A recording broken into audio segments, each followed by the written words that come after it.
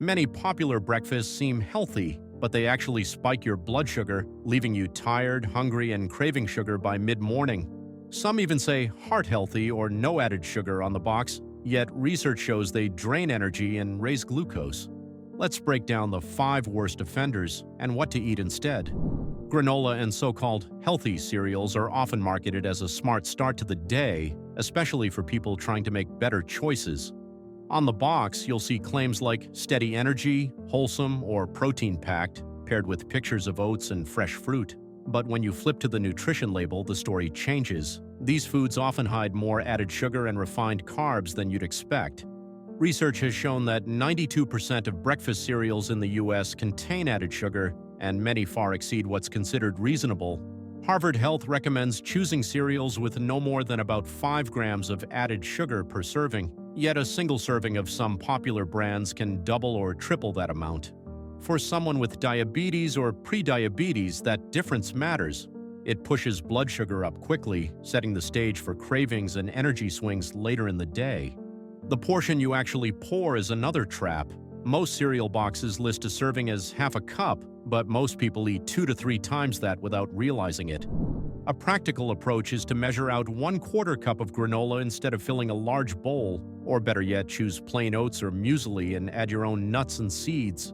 This way, you keep the carbs in check while adding protein and healthy fats that slow digestion. The problem isn't just sugar alone, but also the carb-to-fiber ratio. Fiber slows down how quickly carbs break into glucose, but in many modern cereals, the amount of fiber is much too low compared to the sugar content. The result? A rapid spike in blood glucose followed by a crash. That cycle makes cravings hit harder and managing glucose much tougher. A simple swap here makes a big difference. Pick granola with low added sugar, higher nuts and seeds, and keep it to 1/4 cup paired with plain Greek yogurt. The extra protein and fat in the yogurt help blunt the sugar impact, giving you a steadier start. But here's the twist. Bread that looks wholesome can double down when you add jam. Coming up next, the familiar breakfast of whole wheat toast with jam can seem light and balanced, but for someone with diabetes or prediabetes, it can create what's best described as a hidden double spike in blood sugar. It's long been promoted as a healthier option, especially when paired with jam that appears fruit-based and natural. But what actually happens in the body tells a different story. The first issue is the bread itself. Many commercially labeled wheat breads aren't 100% whole grain. Often they're mostly refined flour with only partial whole grain added back. This means the digestion process looks very similar to white bread. Starches are broken down quickly, turning into glucose and producing a fast rise in blood sugar. Layering on jam only adds more rapidly absorbed sugar, amplifying the spike. Research comparing refined bread to true whole grain versions shows a noticeable difference. Refined bread leads to a sharper glycemic response, which not only causes blood sugar to climb more quickly, but also to drop faster, leaving you hungrier sooner. A typical serving of 2 slices of bread with jam can easily push you beyond usual per meal carbohydrate guidance, often cited as around 30 to 45 grams of carbs per meal for many with diabetes. That extra load makes glucose control harder, especially in the morning. It's also important to recognize how fillings impact the outcome. A study found that the type of spread or filling can influence blood sugar even more than whether the bread is white or whole grain. In other words, what you put on the slice matters just as much as the bread itself. Marketing, of course, doesn't make things easier. Breads labeled wheat may not be whole grain, and jams that highlight phrases like all natural or made with real fruit often contain concentrated sweeteners or syrups. Even low-fat jams are usually higher in sugar to make up for the missing richness, which works against stable glucose control. A practical swap is to choose bread that is 100% whole grain with at least 3 grams of fiber per slice, and replace high-sugar jam with options like nut butter or avocado. These provide protein and healthy fats that slow down how fast glucose enters the blood.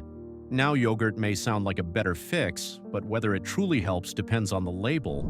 Flavored yogurt cups are often promoted as a health food, but in many cases they disguise themselves as little more than dessert.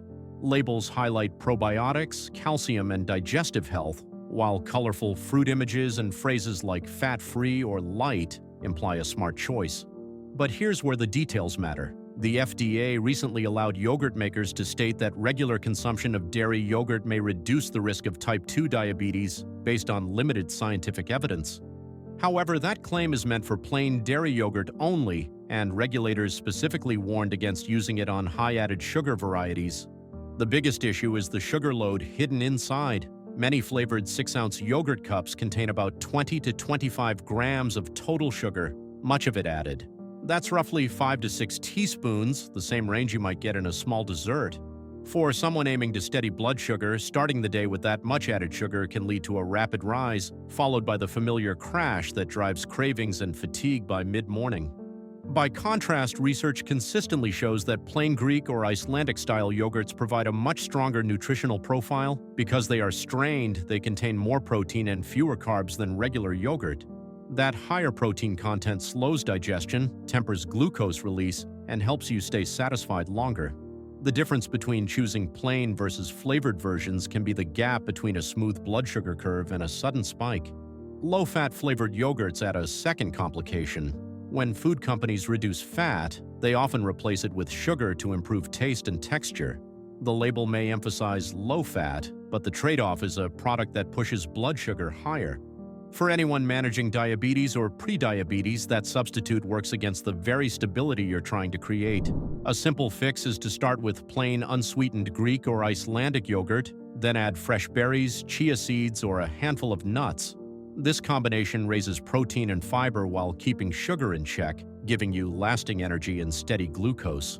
And if yogurt cups surprise you, consider this. Instant oatmeal packets seem even healthier at first glance, but the way they're processed tells a very different story. Rip, pour, add hot water. Instant oatmeal seems like the ideal quick breakfast.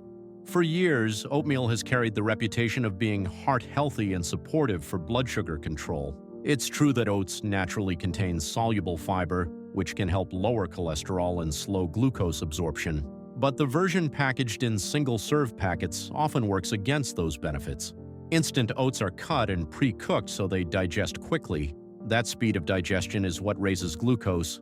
Systematic reviews show processing raises glycemic index. Steel-cut oats sit lower, around GI approximately 55, while quick cooking and instant oats are substantially higher, GI values reported in the 70s, meaning instant packets raise blood sugar faster.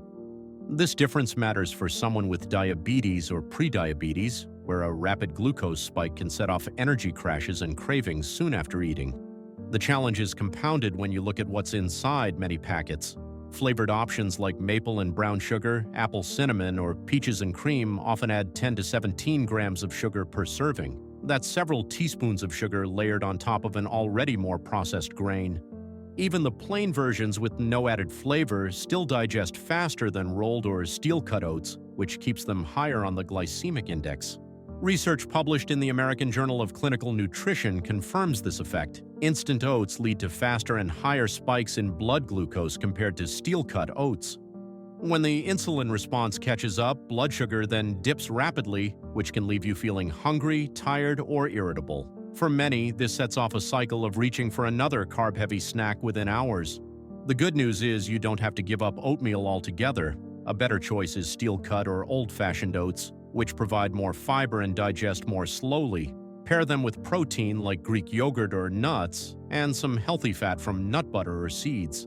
This combination slows glucose absorption and helps you feel full longer, delivering the benefits people often expect from oatmeal in the first place. And if you're in a rush, beware of the breakfast that may be the biggest single-carb offender. Bagels with cream cheese may feel like a straightforward, filling breakfast, but nutritionally they can be one of the most challenging choices for steady blood sugar control. Widely available at coffee shops, bakeries, and grocery stores, they're often seen as a quick, satisfying option for busy mornings. The problem is less about convenience and more about what one bagel actually delivers: a heavy load of fast-digesting carbohydrates. Nutrition data show a plain bagel commonly contains about 50 to 56 grams of carbohydrate per serving, often more.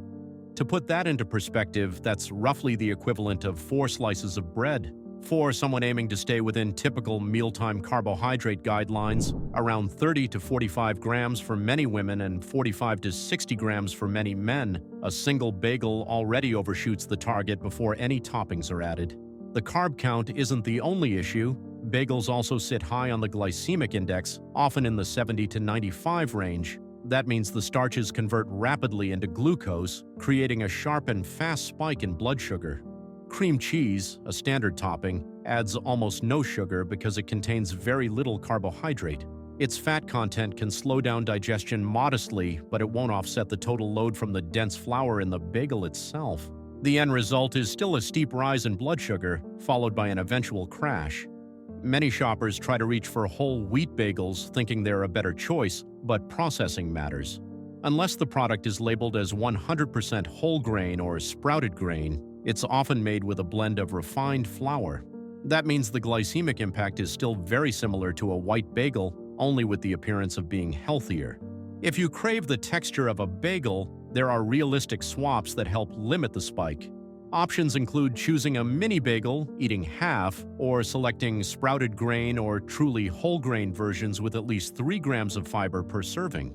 Low-carb bagels made from almond or flaxseed flour are another option. Pairing the portion with protein-rich foods like smoked salmon, eggs, or turkey adds balance and supports steadier energy afterward. Now that you know what to avoid, the next step is knowing exactly what to eat. There's one simple breakfast recipe that can stop spikes and keep your energy steady for hours, and most people have never even tried it. Tap the video on screen now to see the recipe that could transform your mornings. Don't miss it. It's the natural next step.